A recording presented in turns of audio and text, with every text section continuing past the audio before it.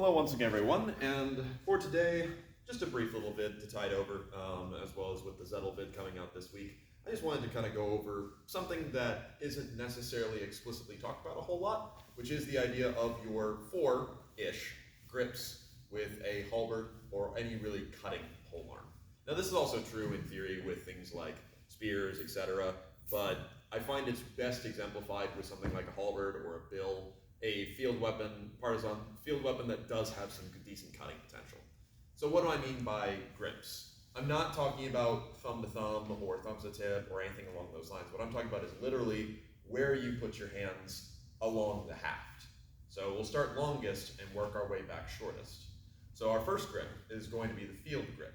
This is where you take your dominant hand, in my case being right-handed, I'm putting my right hand at the bottom, and your non-dominant hand is either in the middle of the haft or it's kind of at the start of the last quarter. What this allows for you to do is now I'm holding the weapon at its maximum extension. I absolutely can still cut and work from here. This is more commonly the grip that you will see in things like Joachim Meyer's use of the halberd being on the kind of last quarter. This also allows me to anchor the back end toward either my chest for my thrusts, to my hip for my defenses or actions. I can bring it up to the chest for cuts, or I can bring it up above the head for defenses.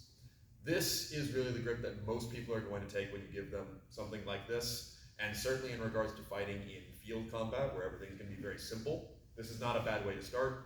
If the tip is low in literally the field guard, it's very easy for me to deal with most everything presented. I can lower down if need be, and I've still got plenty of leverage back here, or I can raise up and just let the weight of the weapon help me with those cuts. Really the thing that's powering this is using that right hand as sort of a driving force in your cuts, and just using that middle hand as support. So that's our first grip. Second grip, this is where we're going to move things up slightly. Leave your left hand where it is, or your non-dominant hand, kind of that last quarter, and just flip the weapon over so that the weapon is now held in your dominant side. Now you can adjust slightly if need be, depending upon the length of your particular weapon. But this is our second grip, which I'm going to refer to as kind of your sword grip. Now the reason I give it this name, again, doesn't matter thumb to thumb, thumb to tip, none of that matters for this. This is when you're holding the weapon about as evenly as you can. The axe blade or whatever blade is on your dominant side, meaning that pretty much all of your actions are going to feel much more akin to fighting with the sword as you would normally. The whole idea behind this is that it gives you the ability to pretty much do everything one for one that you would normally do, with only slight modifications for the fact that you have a little bit more in your hand. Now, the other thing, of course, that this gives is it gives the option for more complex positions. I no longer have to just stand like this. I can stand in things like this. I can switch my feet. I can do a lot more comfortable work, use a bit more of the tail without feeling like I'm sacrificing anything, because my axe head is constantly right where I'd like it in my dominant hand. This is more akin to things you will see in, for example, poleaxe play. You'll also see this in close-in actions with the halberd. For example, Paul's Hector Meyer, mostly from a grip like this. He will switch sides, but we'll get to that again in a minute. And generally, if anything from here requires me to go closer, the first transition that we will go through is I bring it into my dominant hand, which now loads myself up for everything I want to do there. It's not uncommon, especially in things like Battlefield. You'll see actions where I provoke from good range or drive through, switch it, and now I'm fighting a little bit closer. So, moving up from there, what is our third grip? Our third grip, you take your left hand off, or your non-dominant, leaving your dominant hand where it is, and you flip over so that now your hand is up by the head. Now this can look in two ways. One of the more common ways that I will do so is essentially to go in what is basically half sword grip, right? This is for when I'm working beyond what I already had. I was fighting things like sword, which was kind of medium range. I then pass up to fight, so I'm in closer range, giving me mostly tip work, nothing really more complex than that. However, you'll also see instances wherein you will strike in with the first side, use this as a pivot point, and then strike closer around the weapon, akin to doing things like a Mordschlag, or striking with the pommel. And this grip is, generally speaking, going to be for that close-in, last kind of chance to use the blade or the point grip. Now, our final grip is going to be a little bit surprising, I think.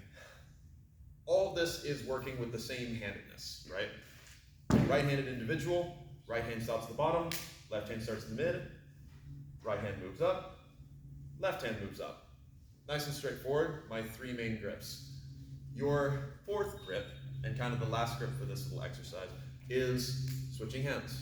Now this could apply for anything, but generally speaking, most times where you'll find your left hand grip is going to be somewhere akin to in the middle.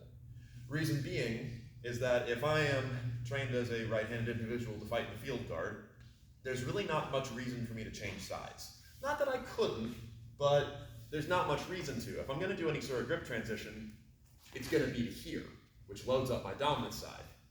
When it comes to playing in closer, again, I'm changing up sides so my left hand is already on top.